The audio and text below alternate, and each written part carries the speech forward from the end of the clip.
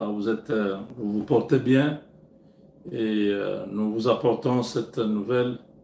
C'est aujourd'hui, cette nuit, à Kinshasa, où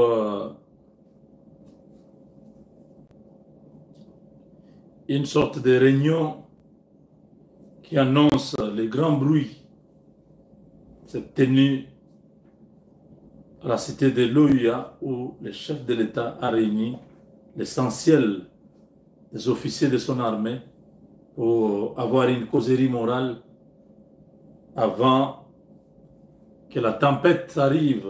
Les grandes décisions doivent être prises. C'est un moment charnière où notre pays est en proie à un complot, d'un complot qui a plusieurs ramifications. Et en même temps, c'est la période électorale qui s'annonce où il y a beaucoup d'enjeux, les repositionnements, l'effacement pour les autres, l'entrée en jeu aussi. Donc vous comprenez, certains cherchent à se repositionner, d'autres vont être effacés complètement et nous aurons de nouvelles variantes, de nouvelles personnes qui vont entrer dans la scène. C'est un moment très difficile où les tensions sont à leur comble, où chacun ne sait pas exactement comment demain sera. Les choses sont un peu dans une sorte de transition qui laisse les gens un peu dans l'incertitude.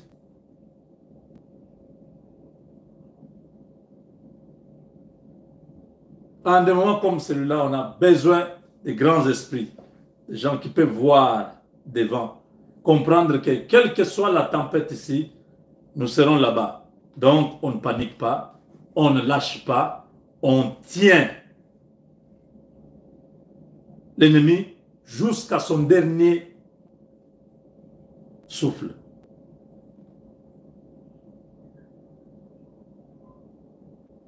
L'ennemi avec lequel nous nous battons, c'est un ennemi qui est expérimenté, qui a le sens de la diversion, qui en même temps demande la négociation et continue à vous faire la guerre. Vous comprenez? Si vous ne comprenez pas ce système-là, vous êtes perdu. Ne pensez pas que quand M23 ou Kagame demande le dialogue, ça veut dire qu'il a besoin de ce dialogue. Non.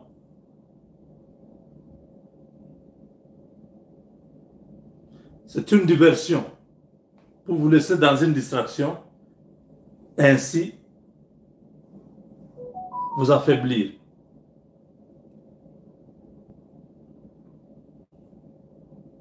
Les Arabes, les Juifs, se battent avec l'arme à la main, ils vont à la prière. Donc on dialogue, mais on ne laisse pas, on continue à se battre. Mais par contre, l'ennemi en face, c'est l'ennemi qui a été démasqué. Donc l'option du dialogue est exclue complètement. C'est l'option militaire qui est sur la table. L'ONU n'a pas de leçons à donner aux gens. Oh non, voilà, il y a un risque d'une confrontation directe entre la RDC et le Rwanda. Toutes les années où le Rwanda a malmené, a fait souffrir les Congolais, vous n'avez jamais eu d'inquiétude.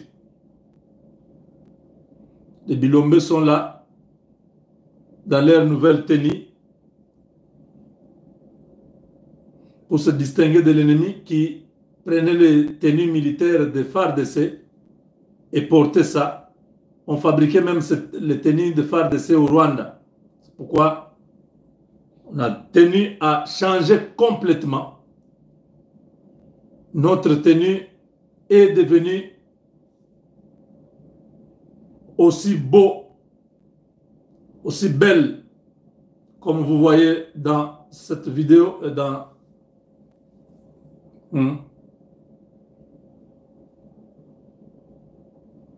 L'homme qui a mis KO le civil qui crie au Zimbabwe est là. Cet homme a dit à Numbi, si tu es homme, viens, on t'attend. Viens ici. C'est cet homme ici. Son message était percutant.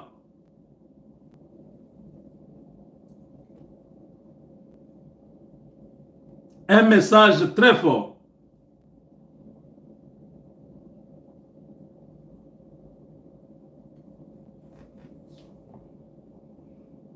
Donc, le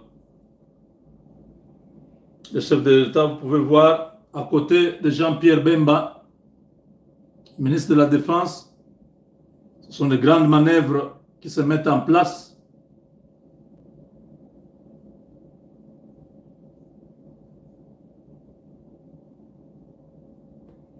Donc, contre cette guerre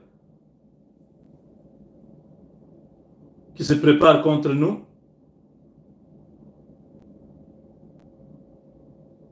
et nous sommes prêts.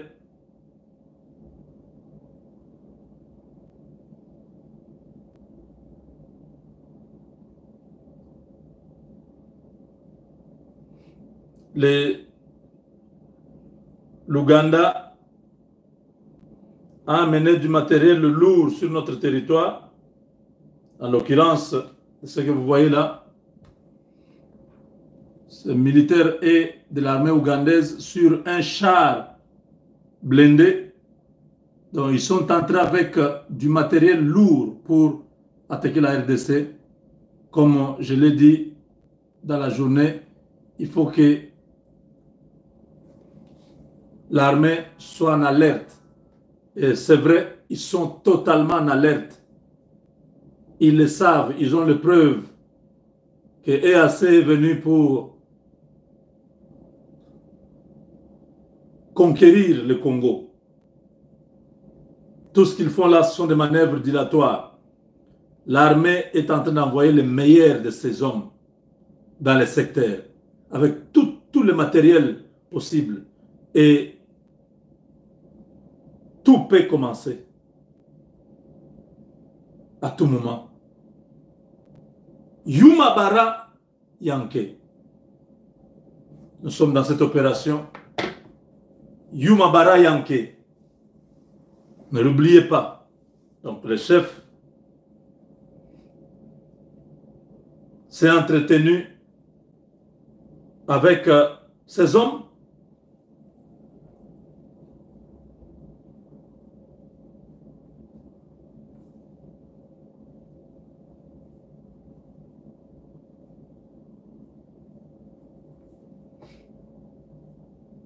La préparation, comme les ennemis ont déjà préparé pour déstabiliser le Katanga, tous les éléments sont à notre possession et ne vous en faites pas. L'Est du Congo et le Katanga, les dispositions sont déjà prises. Il y a des armes, je vous ai dit dans la journée, nous avons des armes capables de beaucoup de dégâts que nos ennemis ne sous-estiment pas Félix Tshisekedi. Avec l'armée qu'il a construite lui-même pendant les 5 années, c'est une armée qui va défier n'importe quel pays dans la région. La plupart n'étaient même pas au courant de ce qui s'est passé. Il y a des choses que je peux dire, il y a des choses que je ne peux pas dire. Mais je vous le préviens. Je vous préviens, ça risque d'être très tragique ce qui va se passer. Si ces gens ne reculent pas, s'ils tiennent à empêcher Félix de prendre le deuxième mandat, l'ONU sait que ce sera une confrontation et ça va être une guerre qui fera très mal. Nous sommes prêts. Comme ils le savent, l'ambassadeur chinois a dit l'année dernière, je vous rappelle, ne faites pas de la RDC le terrain de la confrontation de grandes puissances. Et c'est ce qui va arriver. Si les uns ne se retiennent pas, nous n'avons plus de choix. Le Congo n'aura plus de choix que de frapper dur, une fois pour toutes. Que ces puissances se tiennent prêtes. Et nous sommes prêts aussi. Cette fois-ci, le plan A, le plan B et le plan Z, nous l'avons aussi. Nous ne laisserons pas ces pays entre les mains des étrangers. Nous ne laisserons pas une quelconque puissance étrangère dominer sur notre pays et prendre en otage le peuple et ses ressources. Non. Ça ne se fera pas. Au prix du sacrifice, le peuple se lèvera. Le peuple se battra. Ils ont déjà commencé à l'Est. Ça sera la même chose sur l'étendue du territoire national. L'armée a l'appui et le soutien du peuple. Le chef de l'État a le soutien de tous les Congolais.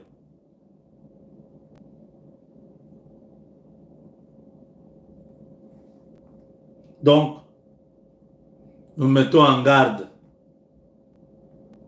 je dis bien, toutes les cellules qui se préparent, tous ceux qui font des réunions, vous serez surpris. Vous avez été depuis le début dans les camps de ceux qui croyaient que les choses n'allaient pas marcher. Aujourd'hui, plus qu'hier, nous sommes déterminés. On va gagner cette bataille. Ne vous posez pas la question comment. Chaque chose a son temps.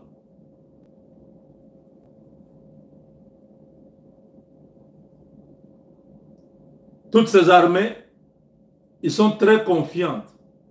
Elles sont très confiantes. Elles pensent que 3 armées peuvent faire face à l'armée congolaise. Vous aurez vos yeux pour voir ce qui va se passer. C'est une guerre qui se passe au niveau le plus élevé. Ça dépasse les stratégies des humains.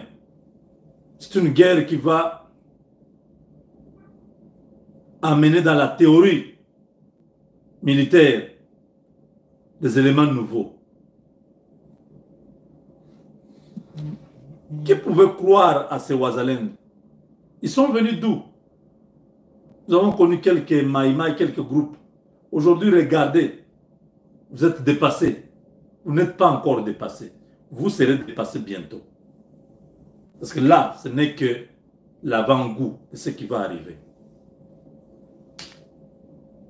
L'erreur à l'époque, c'est que le peuple n'avait pas compris ce qui s'est passé. On nous a traînés comme ça dans les flous pendant 18 ans. On a fini par comprendre qui était le commanditaire, qui était le financier, qui était l'exécutant et comment ça s'est passé. Nous avons compris, nous avons mis leur plan sur la table. On a démonté les plans. On a fait des simulations à 3 dimensions. C'était fini. On a mis leur propre plan en exécution. Ils sont tous, et la communauté internationale, les grandes puissances, les multinationales, et même leurs agents d'exécution, ils sont tous dépassés. Leurs mercenaires qui étaient dans les pays déstabilisés. Nous n'allons pas laisser, je dis, je répète, les Congo aux Congolais. Oh, le pays est trop grand, il faut partager avec les voisins. Les ridicules ne tuent pas. Allez demander à la Russie de partager son pays avec d'autres voisins. La Russie d'ailleurs est en train d'avaler même les autres pays.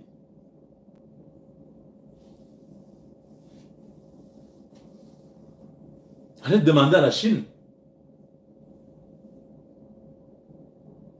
de laisser un peu son territoire à d'autres pays.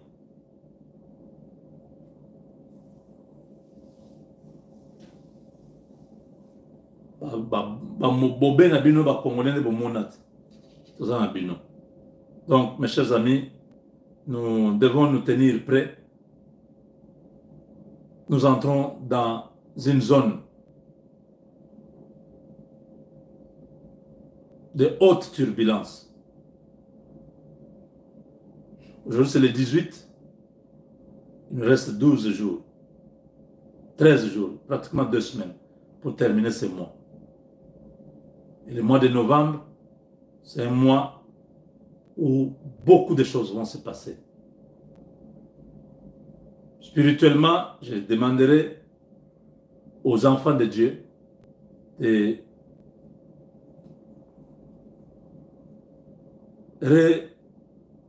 reprendre notre activité de prière à la fin de chaque mois.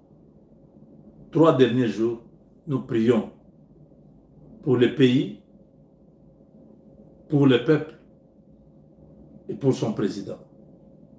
Vous vous rappelez de ces prières-là? Dieu nous avait fait beaucoup de bien. C'était pendant ce temps-là où Dieu nous révélait beaucoup de choses. Tout ce que nous avons vécu pendant ce mandat, c'était pendant cette époque que Dieu nous avait ouvert les yeux pour voir. Et tout s'est accompli. Je ne peux pas changer un Dieu comme ça. Je sais que c'est un Dieu, quand vous le cherchez, vous le trouvez. Le 29, le 30 et le 31, et ce mois nous prions. 3 sujets de prière. Le pays, le peuple et le président. Le président représente les institutions. Le peuple, c'est nous et notre nation. Nous allons prier d'octobre, novembre, décembre, janvier. Quand le président prête serment, nous allons voir ce que le Seigneur va nous dire. Il faut que ces gens sachent que le Congo n'appartient pas à Léopold II, ni à la conférence de Berlin. Le Congo appartient à Dieu. Aucun pays, aucune nation du monde n'a le droit de faire souffrir mon peuple. Ils n'ont aucun droit de continuer à nous imposer une vie de misère pendant que nous sommes dans un pays béni par Dieu.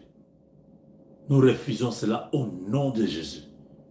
Que l'esprit de guerre, l'esprit de mort, l'esprit d'occupation, de balkanisation, que tous ces esprits soient dans une confusion totale au nom de Jésus.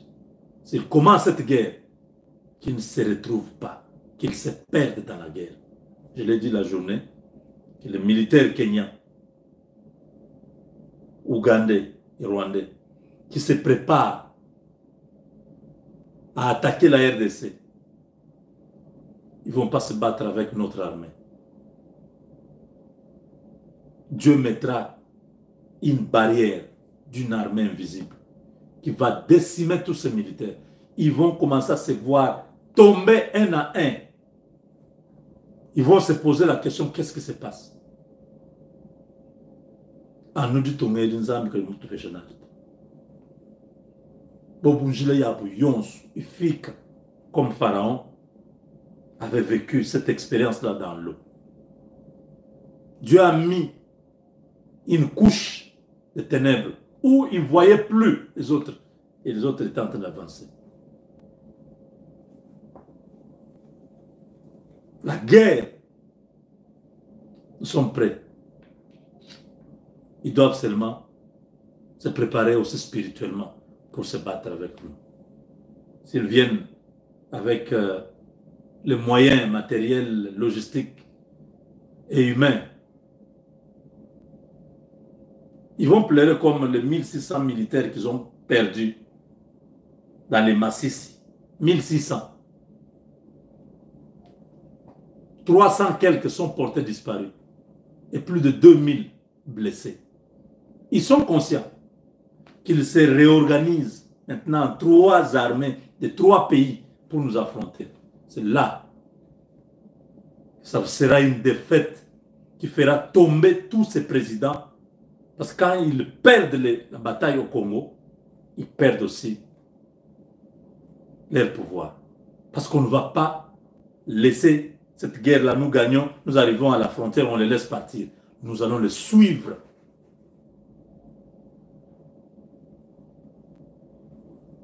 Dans leur dernier retranchement. Et c'est là que tout va se passer. Ce n'est pas possible.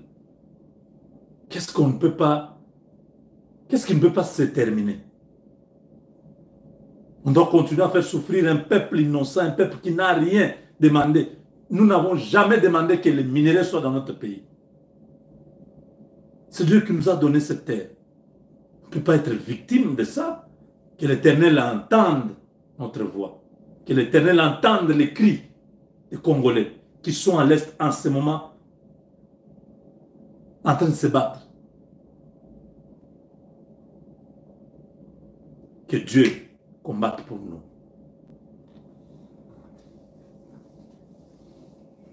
Avec Dieu, nous vaincrons.